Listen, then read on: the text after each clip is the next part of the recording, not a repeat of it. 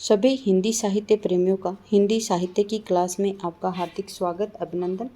हम पढ़ रहे हैं आचार्य रामचंद्र शुक्ल जी का हिंदी साहित्य का इतिहास। देखिए, हिंदी साहित्य के अंतर्गत हमने आदिकाल, रीतिकाल, भक्तिकाल तीनों काल पढ़ चुके हैं। अब हम पढ़ रहे हैं आधुनिक काल। आधुनिक काल को गद्य काल भी कहा जाता है। देखिए, आधुनिक काल के अंतर्गत हम संवत 1900 से 1980 तक 5 प्रकरण पढ़ चुके हैं। प्रथम प्रकरण में हमने पढ़ा था गद्य का विकास। गद्य का विकास भी किस प्रकार से, आधुनिक काल से पूर्व गद्य की अवस्था किस प्रकार से थी। फिर उसके बाद में हमने प्रकरण 2 में पढ़ा गद्य साहित्य का आविर्भाव किस प्रकार से हुआ।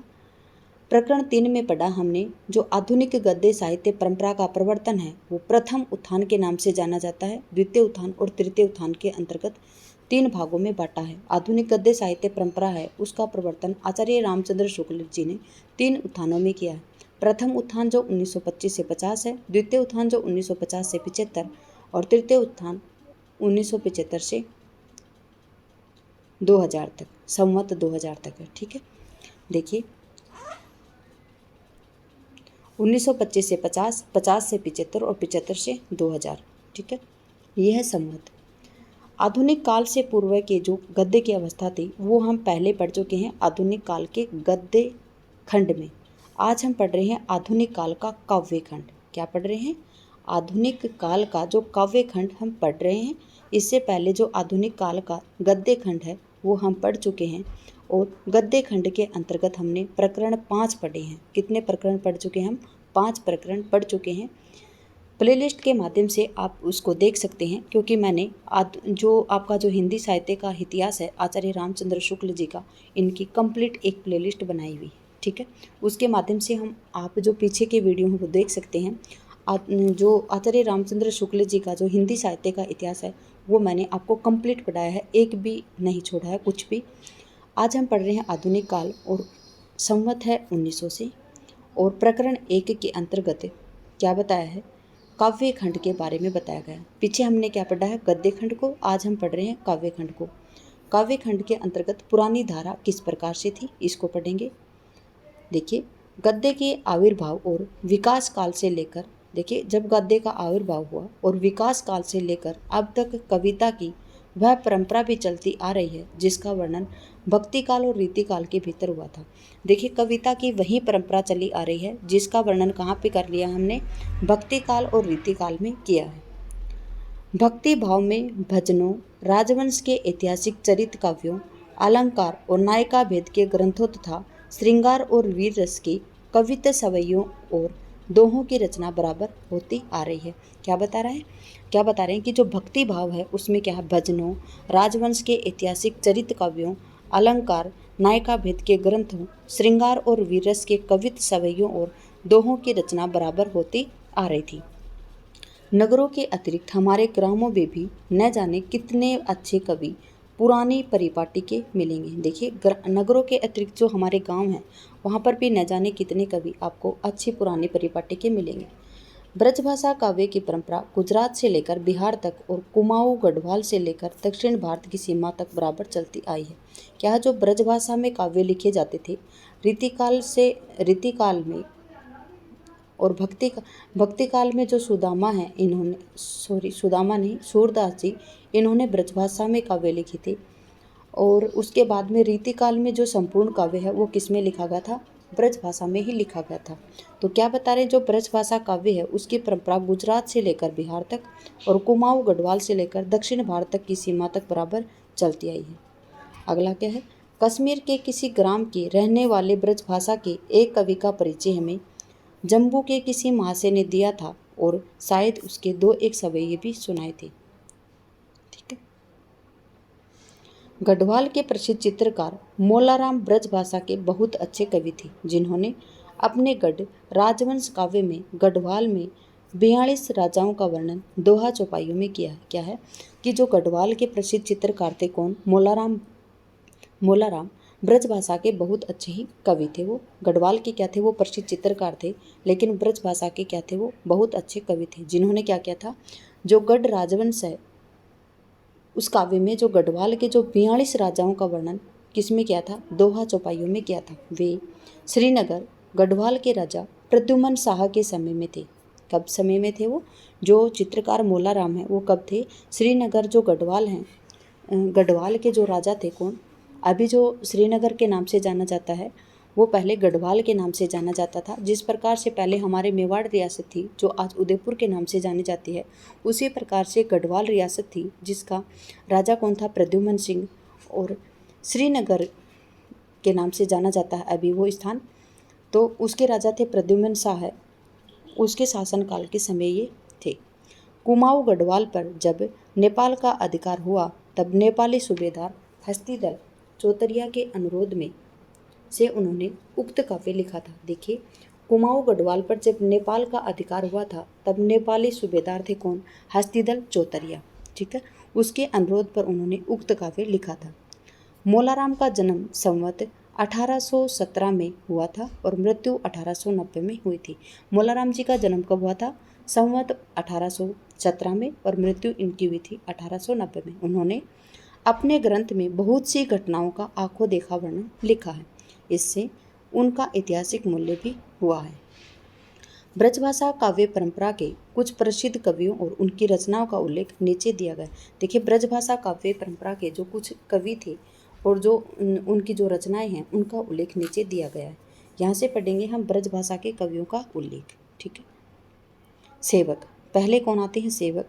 ये असनी वाले ठाकुर कवि के पुत्र थे। देखिए, असनी वाले ठाकुर हम किस में पढ़ चुके हैं? रीतिकाल के अंतर्गत हमने पढ़ा था असनी वाले ठाकुर, उसके कौन थे? पुत्र थे। सेवक कौन थे? जो असनी वाले ठाकुर हैं उनके पुत्र थे। और काशी के रईस बाबू देवकी नंदन के प्रपौत्र बाबू हरिशंकर के आश्रम में रहते थे। और जो काशी के रईस बाबू देवकी नंदन हैं उनके क्या थे? पड़पोते थे। अपनी भाषा में क्या बोलते हैं? पड़पोते। ठीक है, असनी वाले ठाकुर के थे पुत्र, मतलब पोते थे, और जो देवकी नंदन हैं उनके थे पड़पोते। ठीक है, और बाबू हरिशंकर हैं उनके आश्रय में रहते थे कौन? सेवक। ये ब्रजभाषा के अच्छे कवि थे। इन्होंने वाग्विलास नामक का एक बड़ा ग्रंथ नायिका भेद पर लिखा था। इनका जो सेवक जी हैं इनका वाग्विलास नामक एक बड़ा ग्रंथ है जो कि किस पे है? नायिका भेद पर आधारित है। इसके अतिरिक्त बरवा छंद में एक छोटा नक्शिक भी इनका है। बरवे छंद में इन्होंने एक छोटा नक्शिक भी इनका लिखा गया है। इनके सवैया सर्वसाधारण में प्रचलित हो गए थे। कवि सेवक बूढ़े भय तो कहाँ पे हनोज है मौज मनोज ही की। कुछ बूढ़े रसिक अब तक कहते सुने जाते हैं। क्या कहते सुने जाते हैं? देखिए क्या कहा, कवि सेवक बूढ़े भय तो कहाँ पे हनोज है मौज मनोज ही की। इनका जन्म संवत 1872 और मृत्यु संवत 1938 को हुई थी। ठीक, अगले हैं महाराज रघुराज सिंह रिवानरेस। कौन है? महाराज रघुराज सिंह रिवानरेस। इनका जन्म संवत 1880 और मृत्यु सन 1936 में, जन्म हुआ इनका संवत 1880 और मृत्यु हुई सन 1936 को। इन्होंने भक्ति और श्रृंगार के बहुत अच्छे ग्रंथ लिखे हैं। किसने? जो महाराज रघुराज सिंह हैं, जो रिवानरेस हैं, इन्होंने भक्ति और श्रृंगार के बहुत अच्छे ग्रंथ लिखे हैं। इनका जो राम स्वयंवर है संवत 1926 का वर्णनात्मक प्रबंध काव्य बहुत ही प्रसिद्ध है। जो महाराज रघु सिंह रिवानरेस हैं उनका है एक राम स्वयंवर, वो कब का है? संवत 1926 का है, जो एक प्रबंध काव्य बहुत ही प्रसिद्ध है, जिसमें अनेक छंदों में सीता राम के विवाह का बहुत ही विस्तृत वर्णन हुआ है। किसका वर्णन हुआ है? सीता राम के विवाह का बहुत ही विस्तृत वर्णन हुआ। वर्णनों में इन्होंने वस्तुओं की गिनती, राजसी ठाट बाट, घोड़ों हाथियों के भेद आदि गिनाने वाली प्रणाली का खूब अवलंबन किया है। राम स्वयंवर के अतिरिक्त रुक्मणी परिणय, आनंदाबुनिधि, रामा अष्टयाम इत्यादि इनके लिखे बहुत से अच्छे ग्रंथ हैं। क्या है कि राम स्वयंवर के अतिरिक्त रुक्मणी परिणय, आनंदाबुनिधि, रामा अष्टयाम इत्यादि इनके द्वारा लिखे बहुत अच्छे ग्रंथ हैं। ठीक है, अगला है श्रद्धार। याद रखेंगे जो महाराजा रघुराज रिवानरेस हैं इनके कौन कौन से ग्रंथ हैं? एक तो है इनका राम स्वयंवर, जो कि क्या है?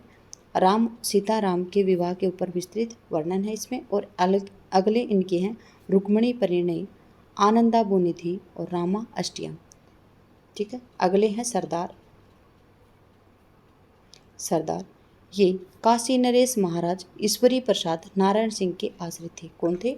जो काशी नरेश महाराज ईश्वरी प्रसाद हैं, जो नारायण सिंह हैं, उनके आश्रित थे। इनका कविता काल संवत 1902 से 1940 तक कहा जाता है। कविता काल कब है? संवत 1902 से 1940 तक।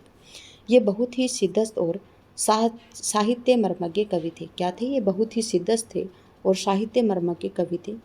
साहित्य सरसी, वाग विलास, सट ऋतु, हनुमत भूषण, तुलसी भूषण, श्रृंगार संग्रह, राम रत्नाकर, साहित्य सुधाकर, रामलीला प्रकाश इत्यादि कई मनोहर काव्य ग्रंथ इन्होंने रचे हैं।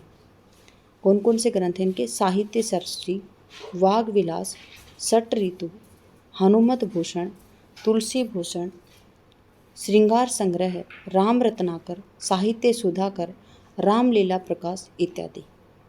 इसके अतिरिक्त इन्होंने हिंदी के प्राचीन काव्य में बड़ी बड़ी टीकाएँ भी लिखी हैं। कवि प्रिया, रसिक प्रिया, सूर के दृष्टिकूट और बिहारी सच्चे की बहुत अच्छी टीका इन्होंने लिखी है। सरदार जी ने टीकाएँ लिखी हैं किसकी? कवि प्रिया, रसिक प्रिया, सूर के दृष्टिकूट और बिहारी सच्चे की बहुत अच्छी टीकाएँ इन्होंने लिखी है। अगले हैं बाबा रघुनाथ दास रामस्नेही। ये अयोध्या के एक साधु थे। जो बाबा रघुनाथ दास रामस्नेही हैं, ये क्या थे? अयोध्या के एक साधु थे और अपने समय के बड़े भारी महात्मा माने जाते थे। संवत 1911 में इन्होंने विश्राम सागर नामक एक बड़ा ग्रंथ बनाया, जिसमें अनेक पुराणों की कथाएं संक्षेप में दी गई। भक्तजन इस ग्रंथ का बड़ा आदर करते हैं। देखिए, जो बाबा रघुनाथ दास रामस्नेही हैं, ये अयोध्या के एक साधु थे और इनके समय में ये बड़े भारी महात्मा माने जाते थे। अपने समय के सब बड़े भारी क्या थे? महात्मा थे। संवत 1911 में इन्होंने विश्राम सागर नाम का एक ग्रंथ लिखा था। बाबा रघुनाथ सिंह रामस्नेही हैं, इनका ग्रंथ कौन सा था? विश्राम सागर। अनेक पुराणों की कथाएं संक्षेप में दी गई हैं इसमें और भक्तजन इस ग्रंथ का बड़ा ही आदर करते थे। अगले हैं ललित किशोरी साहब। इनका नाम शाह कुंदन लाल था। देखिए, जो ललित किशोरी हैं, इनका नाम क्या था? शाह कुंदन लाल था। ये लखनऊ के एक समृद्ध वैश्य घराने में उत्पन्न हुए थे। पीछे वृंदावन में जाकर ये विरक्त भाव की भांति रहने लगे थे। इन्होंने भक्ति और प्रेम संबंधी बहुत से पद और गजलें बनाई हैं। कविता काल संवत 1913 से 1930 तक समझना चाहिए। वृंदावन के प्रसिद्ध शाह जी का मंदिर इन्हीं का बनवाया हुआ है। देखिए, वृंदावन के अंदर जो शाह जी का मंदिर है वो किन्होंने बनाया था? ललित किशोरी जी ने बनवाया था। अगले हैं राजा लक्ष्मण सिंह। राजा लक्ष्मण सिंह ये हिंदी के गद्य प्रवर्तकों में से हैं। इनका उल्लेख गद्य के विकास के प्रकरण में हो चुका है। देखिए, जो राजा लक्ष्मण सिंह हैं, ये गद्य प्रवर्तकों में से हैं। हिंदी के जो गद्य प्रवर्तक हैं उनमें से हैं। इनका उल्लेख गद्य के विकास के प्रकरण में हो चुका है। जो गद्य के विकास का प्रकरण था, और गद्य के विकास का प्रकरण क्या था? प्रकरण 1 था। ठीक है, गद्य का विकास है वो प्रकरण 1 था और प्रकरण 1 के अंतर्गत आधुनिक काल के पूर्व गद्य की अवस्था, ब्रजभाषा गद्य और खड़ी बोली गद्य और गद्य का आविर्भाव। इनकी ब्रजभाषा की कविता भी बड़ी मधुर और सरस होती थी। ठीक है, ब्रजभाषा का सहज मिठास इनकी वाणी में टपकी पड़ती है। इनके शकुंतला में पहले अनुवाद में तो पद्य न था। पीछे जो संस्करण इन्होंने निकाला उसमें मूल श्लोकों के स्थान पर पद्य रखे गए। देखिए, जो पहले इन्होंने शकुंतला निकाला था उसमें पद्य नहीं था, लेकिन पीछे जब इन्होंने संस्करण निकाला उसमें क्या था? मूल श्लोकों के स्थान पर क्या थे? पद्य रखे गए थे। ये पद्य बड़े ही सरस हुए।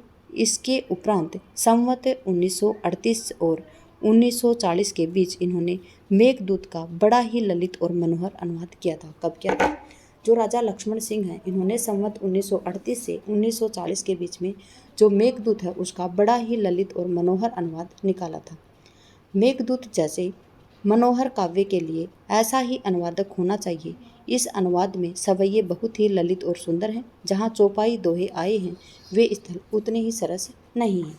अगले हैं लच्छी राम ब्रह्मावट। कौन है अगले? लच्छी राम ब्रह्मावट हैं। इनका जन्म संवत 1898 को आमोदा जिला बस्ती में हुआ था। जो लच्छी राम ब्रह्मावट हैं, इनका जन्म संवत 1898 को हुआ था। कहाँ पे हुआ था? अमोढ़ा जिला बस्ती में हुआ था। ये कुछ दिन अयोध्या नरेश महाराज मानसिंह प्रसिद्ध कवि द्विजदेव के यहाँ पर रहते थे। मानसिंह के यहाँ पे रहते थे और उनके प्रसिद्ध कवि कौन थे? द्विजदेव के यहाँ पे रहते थे। पीछे बस्ती के राजा जो शीतला बख्श सिंह जी हैं, जो एक अच्छे कवि भी थे, बहुत सी भूमि उनसे पाई थी। दरभंगा, पूर्णिया आदि अनेक राजधानियों में इनका सम्मान हुआ था। किनका? लच्छीराम ब्रह्मावट का। प्रत्येक सम्मान करने वाले राजा के नाम पर इन्होंने कुछ न कुछ रचना की, जैसे मानसिंहाष्टक,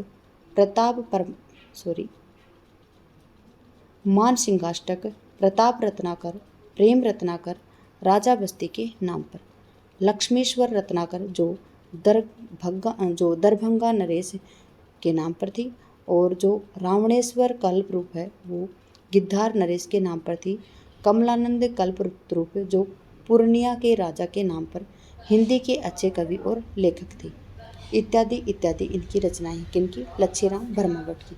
इन्होंने अनेक रसों पर कविताएं की हैं। समस्या पूर्तियाँ बहुत जल्दी करते थे। जो समस्या पूर्ति थी वो बहुत जल्दी करते थे। समस्या पूर्ति बहुत जल्दी करते थे, और जो समस्या पूर्ति थी ये सबसे ज़्यादा कहाँ पे? भारतेंदु युग के अंतर्गत आती है। वर्तमान काल में ब्रज भाषा की पुरानी परिपाटी पर कविता करने वालों में से ये बहुत प्रसिद्ध हुए हैं। अगला है गोविंद गिल्ला भाई। कोई समय था जब गुजरात में ब्रज भाषा की कविता का बहुत प्रचार हो रहा था। गोविंद गिल्ला भाई के बारे में क्या था कि कोई समय था जब गुजरात में ब्रज भाषा की कविता पर बहुत प्रचार हो रहा था। अब भी इसका चलन वैष्णवों में बहुत कुछ है। गोविंद गिल्ला भाई का जन्म संवत 1905 में भावनगर रियासत के अंतर्गत सीहोर नामक स्थान पर हुआ था। इनके पास ब्रज भाषा के कवियों का बड़ा अच्छा संग्रह था। इनके पास क्या था? ब्रज भाषा के कवियों का बड़ा अच्छा संग्रह था। भूषण का एक बहुत शुद्ध संस्करण इन्होंने निकाला था। किसका निकाला था? जो भूषण जी हैं उनका एक बहुत ही शुद्ध संस्करण इन्होंने निकाला था। किसने? गोविंद गिल्ला भाई ने। ब्रज भाषा की कविता इनकी बहुत ही सुंदर और पुराने कवियों के टक्कर की होती है।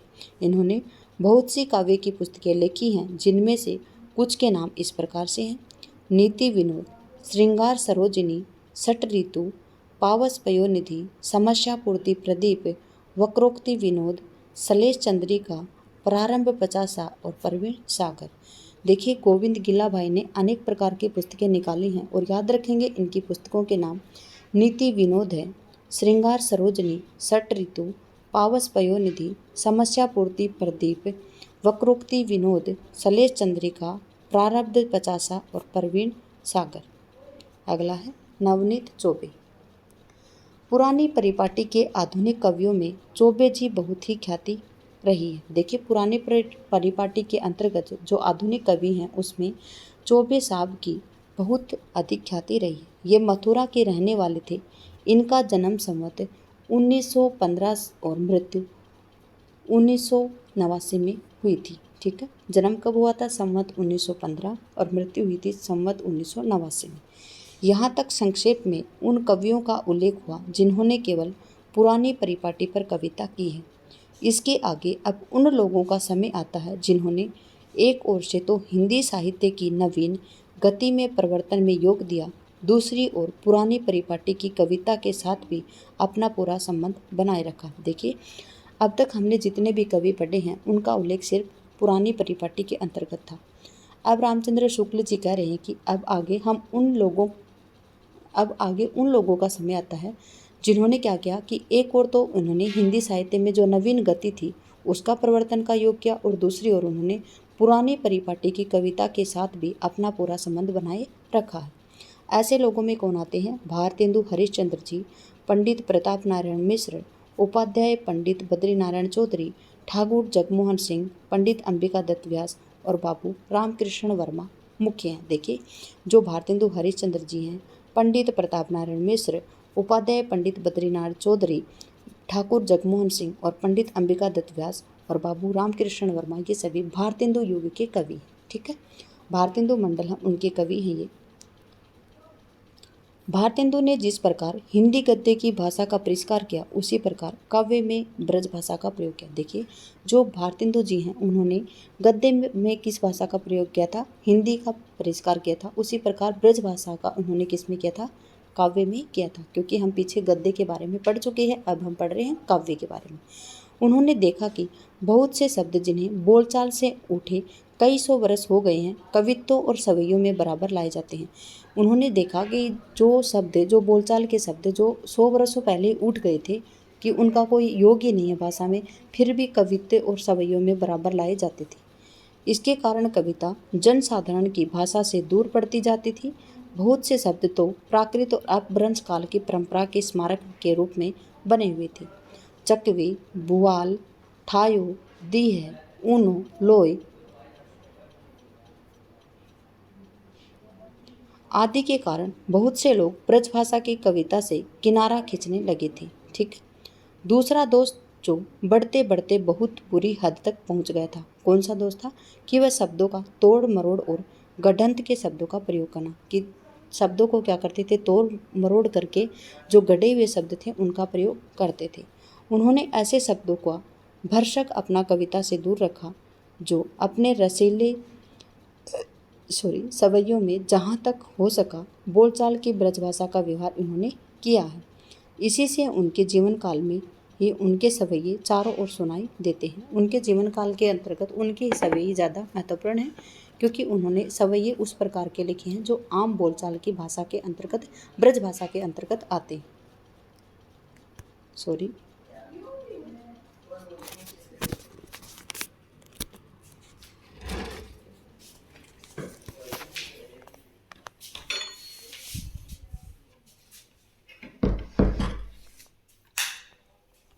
अगला है भारतेंदु जी ने कवि समाज भी स्थापित किए थे, जिनमें समस्या पूर्तियाँ बराबर हुआ करती थी। ये हमने आपको अभी बताया था थोड़ी देर पहले कि जो समस्या पूर्ति है वो भारतेंदु युग की महत्वपूर्ण भूमिका है। उन्होंने क्या किया था कि कवि समाज की स्थापित किया था, जिसमें क्या होती थी? समस्या पूर्तियाँ हैं वो बराबर हुआ करती थी। दूर दूर से कवि लोग आकर उसमें सम्मिलित हुआ करते थे। पंडित अंबिकादत्त व्यास ने अपनी प्रतिभा का चमत्कार पहले पहल ऐसे ही कवि समाज के बीच समस्या पूर्ति करके दिखाया था। ठीक है, जो पंडित अंबिकादत्त व्यास जी हैं उन्होंने अपने प्रतिभा का चमत्कार कहाँ पे दिखाया था? कवि समाज के बीच उन्होंने समस्या पूर्ति की थी। भारतेंदु जी ने श्रृंगार रस के कवित्त सवैये बड़े ही सरस और मर्म स्पर्शी होते थे। जो भारतेंदु जी हैं इनके जो श्रृंगार रस के कवित्त और सवैये हैं वो बड़े ही सरस और मर्म स्पर्शी होते थे। पिए पियारे तिहारे निहारे बिना दुखियाँ अखियाँ नहीं मानती।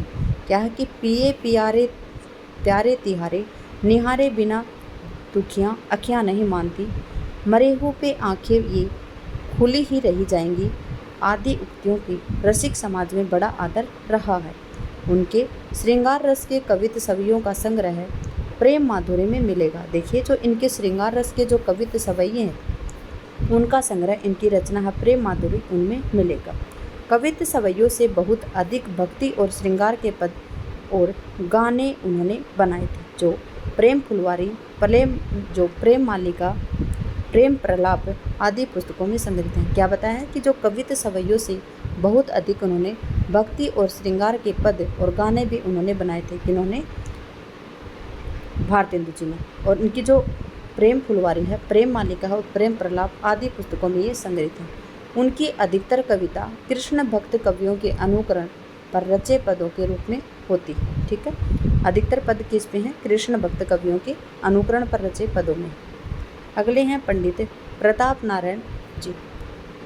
पंडित प्रताप नारायण जी भी समस्या पूर्ति और पुराने ढंग की श्रृंगारी कविता बहुत अच्छी करते थे।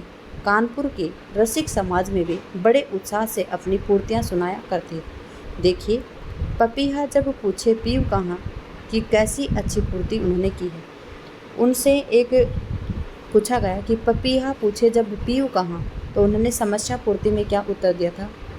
बनी बैठी है मान की मूर्ति सी, मुख खोलत बोले न नाही न हाँ, तुम्हें मनुहारी के हारी परे, सखियन को कौन चलाई तहाँ, बरसा है प्रताप जू धीर धरो, अबलो मन को समझाओ जहाँ, यह ब्योरी दबे बदलेगी कछु पपीहा जब पूछे पीऊ कहाँ। ये इस प्रकार से इन्होंने समस्या पूर्ति की थी। किसने? पंडित प्रताप नारायण जी ने। ठीक है। पंडित जो प्रताप नारायण जी हैं वो कैसे मनमोजी आदमी थे यह कहा जा चुका है। लावनी बाजों के बीच बैठकर वे लावनियाँ बना बनाकर दिखाया करते थे। उपाध्याय बद्रीनारायण प्रेमघन जी ने भी इस प्रकार की पुरानी कविता किया करते थे। चर्चा चली बे की चलाइए ना को लेकर बनाया हुआ इनका एक अनुप्रासपूर्ण सवैया है। देखिए, इनको समस्या पूर्ति के लिए दिया गया था चर्चा चली बे की चलाइए ना।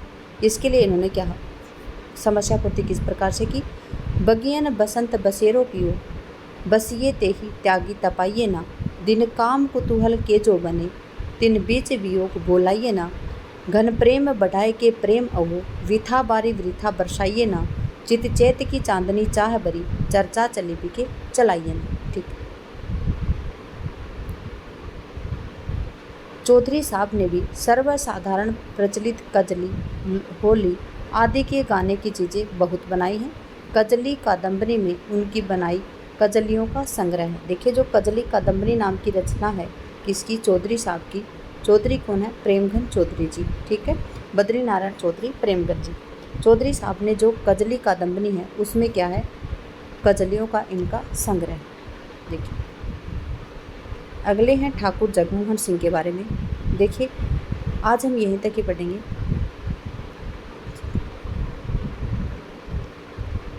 आगे का पढ़ेंगे हम अगली क्लास में। क्लास में बने रहने के लिए आपका धन्यवाद। आपका दिन शुभ रहे। जय हिंद, जय भारत, जय जवान, जय किसान। आगे पढ़ेंगे हम ठाकुर जगमोहन के सवैये में बहुत ही सरस होते हैं। ठीक है।